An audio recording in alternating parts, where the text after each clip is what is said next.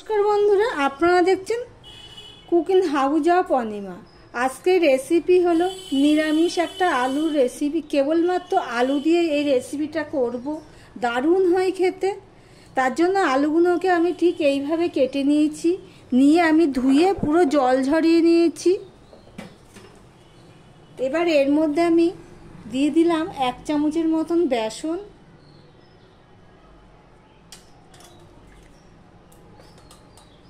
হলুদ দিয়ে দিলাম অল্প, লঙ্কার গুঁড়ো দিয়ে দিলাম অল্প, জিরের গুঁড়ো দিয়ে দিলাম আর ধনের গুঁড়ো দিয়ে দিলাম। এগুলো আমি এখন নুন দেবো না, এগুলোকে আমি সম্পূর্ণ ভালোভাবে মাখিয়ে নেব। একেবারে ভালো করে মাখিয়ে নেব। সম্পূর্ণ নিরামিষ, ভিডিওটি স্কিপ না করে পুরোটা দেখবে।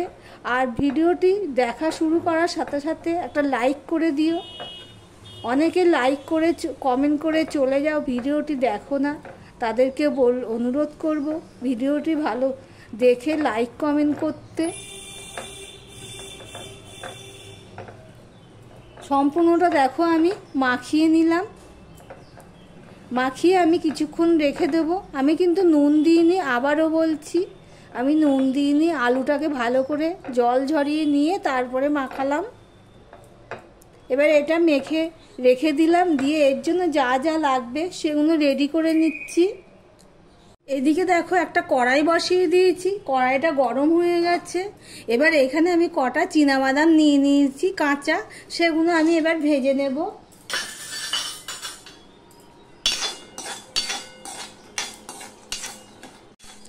দেখো বাদাম ভাজার গন্ধ বেরিয়ে গেছে আর বাদামগুলো ফটফট করে ফাটছে। এই অবস্থায় আমি বাদাম ভাজাগুলো তুলে নেব।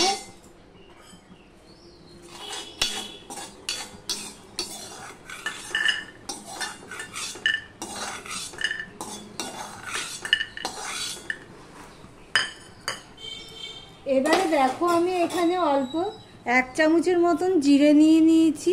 এই জিরেটা আমি দিয়ে দিলাম। আর সর্ষে নিয়ে নিয়েছি 1 চামচের মতো। জিরেটা আমি ভেজে নেব। জিরেটা অর্ধেকটা ভাজা হয়ে গেলে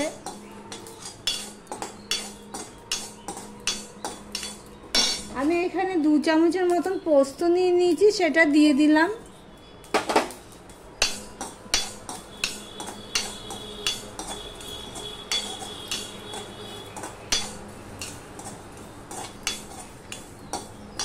এবারে আমি দিয়ে দেব সর্ষে।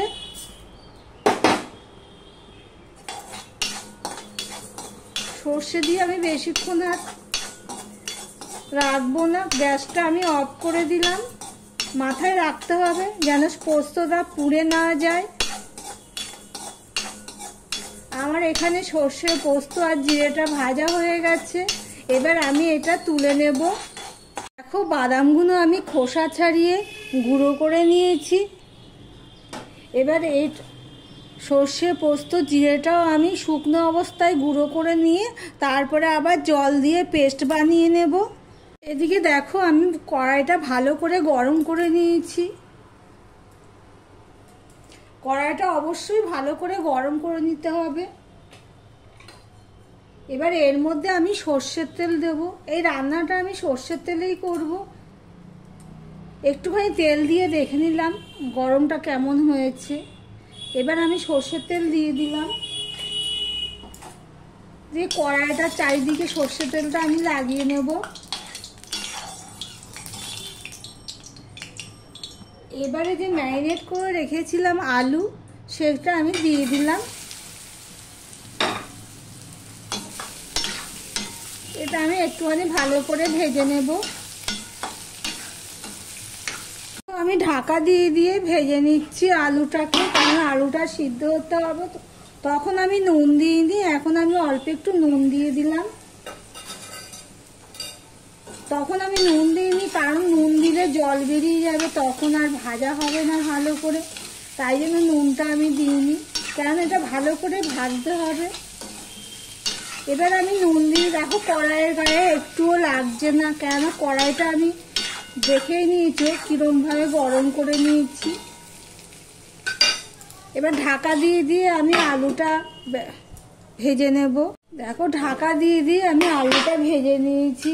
ঢাকনা দিয়ে দিয়ে ভাজলে কি হলো, আলুটা সিদ্ধ হয়ে গেছে। আমি তোমাদেরকে দেখাচ্ছি, এই দেখো। এবার এটা আমি এখানে তুলে নিচ্ছি।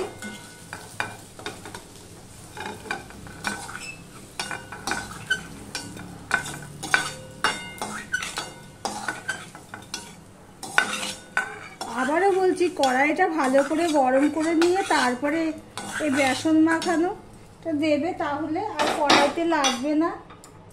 এবার আমি আরেকটু সর্ষের তেল দিয়ে দিলাম। এটা ভাত রুটি দুটোর সাথেই খাওয়া যাবে। পেঁয়াজ রসুন ছাড়া সম্পূর্ণ নিরামিষ একটা রেসিপি।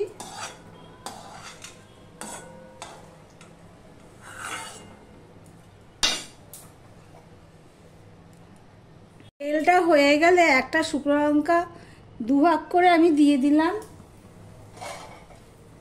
আর দিয়ে দিলাম হাফ চামচের মতো কালো জিরে।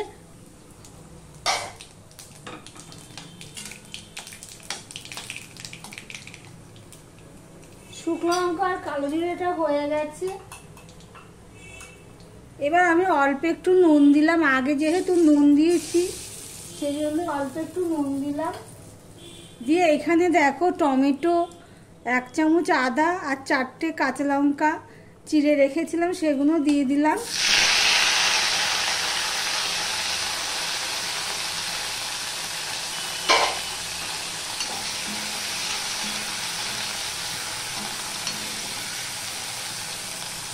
দেখো টমেটোটা নরম হয়ে গেছে। এবার এর মধ্যে আমি একটুখানি চিনি দিয়ে দিলাম, এটা অপশনাল। নিরামিষ রান্নাতে একটু চিনি না দিলে রান্নার স্বাদ খোলে না, তাই জন্য একটু চিনি দিয়ে দিলাম। সবজি হলে আর একটু বেশি দিতাম, এটা শুধু আলু বলে অল্প দিলাম চিনি।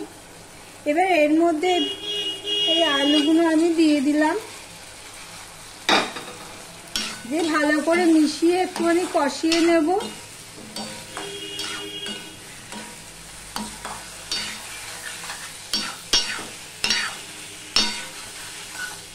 আমার ভিডিওটি যদি ভালো লেগে থাকে লাইক কমেন্ট শেয়ার করে দিও। আর যারা নতুন এসছো সাবস্ক্রাইব করোনি, ভিডিওটি দেখছো, তাদেরকে বলবো আমার চ্যানেলটি সাবস্ক্রাইব করে পাশে থাকতে।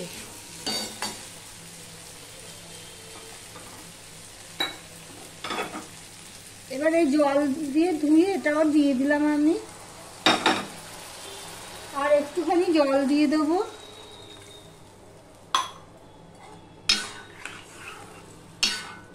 ফুটে ওঠার জন্য অপেক্ষা করব।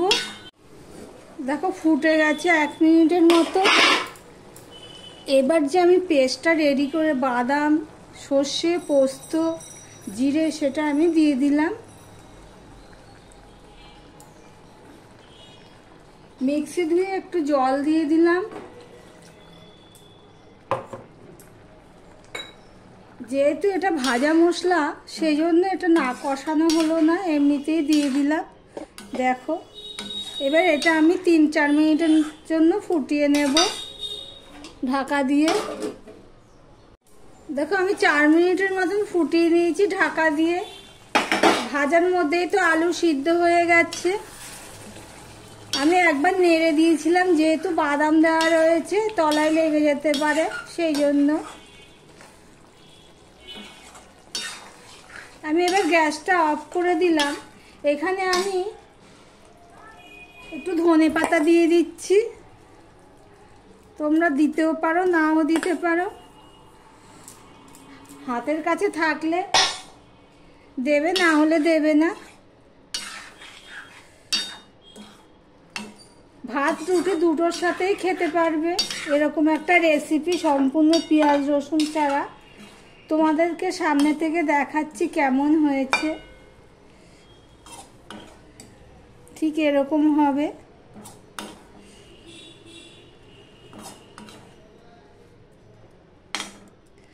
তাহলে ভিডিওটি আজকের মতন এখানেই শেষ করলাম।